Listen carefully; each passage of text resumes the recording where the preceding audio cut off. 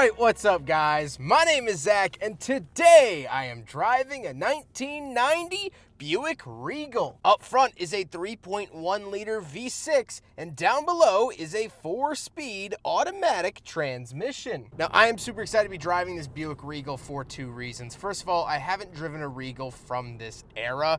The second reason is that this is a very well kept Regal. So, if I'm going to review any Regal, it might as well be this one and how beautiful it is. But if you would like to submit your own vehicle, you can head on over to my website, zackpradel.com/submit. It's a quick and easy submission form. It takes under a minute to fill out, and I come out to you. But let's get back to that 3.1 liter V6 under the hood. Well, it's not anything too crazy. It was a pretty common engine used by Buick and GM of this era. Now, these do have head gasket issues. That's something that plagued pretty much any vehicle that received the 3100, and this Regal is no different. It has already had its head gasket replaced at only 49,000 miles. But like I said, paired to it is a 3-speed automatic, and it actually is quite nice. The driving experience is good. We'll talk about that in a second. But last but not least, the Regal is front-wheel drive. So in this era, they actually switched over to front-wheel drive, which was leaving the G-body generation, the Grand National, things like that, that was rear wheel. So this was the first time that they had swapped to that, which was quote-unquote sacrilege at the time, but I think people got over it. How does it feel to drive the Buick Regal from 1990? It is wonderful. It's a very plush and comfortable ride. The 3100 offers enough power to be good, but not too much power to send you over the edge, and that's a nice spot to be in. Visibility is okay, however, lacking compared to other Buicks of the era, so definitely down on that side, but it's okay. I'm floating and I'm plush here today, and that's all that I worry about. With that stuff out of the way, let's talk about the interior. Well, in front of me, I have a digital speedometer and physical gauges. So I do have my odometer off to the left and my fuel off to the right. So at least I do get partially digital, but not as crazy as I've seen, and especially compared to the Buick Somerset from a few years earlier. On the steering wheel, we don't have anything. We just have the little Buick badge, and off to the left, we have our parking lights, climate vent, and a little badge that says 4-wheel disc brakes. In case you forgot, the dashboard reminds you that you have 4-wheel discs. On the door, we have our latch to get in and out, our locks, power mirrors, and power windows, along with our power lock button. And moving in the center, we do have a very tiny radio and very small climate controls. They're very small squares. They're just sort of in their own little world. We also have our English and metric translation. However, off to the right, they need to fill this so that it just says Buick. And down below, we have our auto reversing cassette player. We also do have a pull-out ashtray and cigarette lighter, pretty common for vehicles like this. And we do have a flip-out cup holder in the center console, so we will do a big friggin' bottle test. However, as most vehicles of this era are, this one fails the big friggin' bottle test. The seats are incredibly comfortable. One of the best, if not the best parts of the Regals or just older Buicks are the seats. Now, I also really enjoy the sort of velour feeling door card. I think that that's a really nice touch too. But overall, this is just such a lovely, lovely red interior. I am quite over the moon with it. However, speaking of seats, even though this is a coupe, we do have back seats, so let's go do a backseat review. We're in the back of the 1990 Buick Regal. I apologize, the camera is slightly off kilter. Once we're back here, it's actually very comfortable. Getting in, not great, but no coupe is, but the velour carries on back here.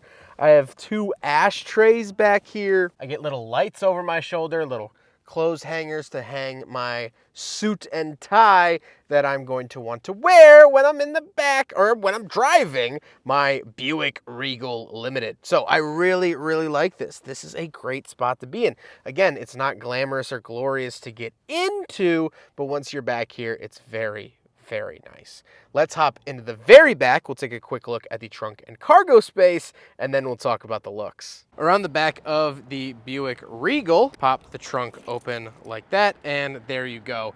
Buicks of this era were known to have giant trunks, and even though this is a coupe, it's still a Regal. You can't forget that. So it still does have a pretty big trunk, which I'm very happy to see. Now we gotta talk about the looks, and I really like the look of the 1990 Buick Regal. I think it does look good. It looks very of the era, if that makes sense. It's very Buick. It's so unapologetically Buick. However, it's not a bad thing. I really like the way that this looks and feels. And I think the red on red on red on red on red is very, very typical of the 1990s. With all of that being said, let's get on to my final thoughts. What do I think driving a Buick Regal Limited? Well, I like this car. I like most Buicks, and I like most GM products from this era. They do have some type of soul and feeling to them, and they've always felt like the hometown. My grandpa has always owned Cadillacs and Buicks my entire life, and almost his entire life. And to peel back the curtain, I'm filming just outside Newark, New Jersey, where my grandfather is from. And so all of this together, to be driving a Buick in my grandpa's home state and nearly his hometown, is a little bit of a magical feeling for me, for sure. But that's what I like about these cars. They've always felt like home. Even though I've never driven this generation of Buick Regal, I got in and I immediately felt acquainted with everything. It was like a family reunion. Oh, I got to see the little Delco logo again. I got to feel the plush seats again. I got to see the 3100 again. It's been a little while. That's what I like about all these cars. And to second that, there were so many options from GM and Buick in this era. If you wanted a coupe, you could get this, you could get the Century Coupe, you could get the Riata, you could go to the Cadillac and get the Elante in this era, Coupe de Ville, not even to mention the little Chevys you could get with the Corsica and the Beretta, and I mean, the list goes on and on. You had so many choices back in 1990, and I think that that's severely missing from our market. Now, of course, products have consolidated, and money's a little bit tighter than it was in the 90s. That was the beauty. If you wanted a two-door or four-door of anything, you could get it, and half of those also came in wagon. It was a buyer's market. And it's just something that I miss. Maybe I yearn for the older days without fully understanding them. Sure, cool, maybe, but I really do yearn for a time where you could have a Buick in any size and any shape. And so the flavor of the day is this Buick Regal Limited. I hope you guys enjoyed the video. Huge thank you to Paul for letting me take out his Buick Regal Limited. I have filmed several of his vehicles here today. Paul has been absolutely wonderful to work with, really down-to-earth guy, and I appreciate him very, very much. The owner also wanted to dedicate this video to his mother, who had passed away just a few days before recording this. This is what he had to say. My mother was a special lady, as she was constantly by my side with my passion for automobiles. She was my helper in cleaning and waxing them.